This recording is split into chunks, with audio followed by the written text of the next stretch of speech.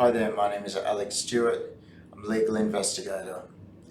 I would like to run through what I believe are 10 essential ingredients that every successful criminal defense investigation must have in order to prove reasonable doubt, or in order to best prove reasonable doubt. Now, all of these ingredients I focus on when I'm in the planning stage of an investigation and have not let me down thus far. Number one, the investigation must yield intelligence that is factual and accurate. It must be accurate, it must be truthful, and it must be factual in nature. Number two, it must be controversial. It needs to be controversial because this element will stick in the mind of jurors or the magistrate, depending on who's judging the case.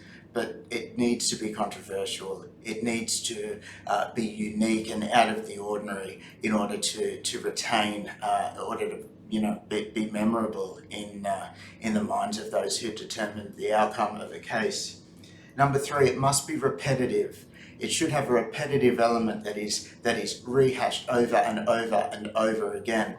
I'll do more examples over the next few videos, but repeating theme must be repetitive. Also helps as well with the memory issue. It must be directly against what the prosecution is alleging. So this fact or this version of events or this statement must directly contradict what the prosecution has as far as evidence is concerned. 5, it must show the defendant in a positive light, not just innocent. So, for example, it must show your client stopping and helping a lady cross the road. It must show your client being taunted to assault this gentleman, but refusing and staying back. It has to show your client in a positive light, not just innocent. What else have we got? It must be a reason as to why the Crown didn't include this evidence in their case. Generally speaking, that's quite easy because it puts your client in a favourable light, but it must, there must be a reason as to why the police or the DPP or whoever's in charge of the prosecution didn't include it in the case themselves. It must be relatable. It can't be so far from everyday fact that no one can relate to it. It has to inspire some sort of emotion in the judiciary.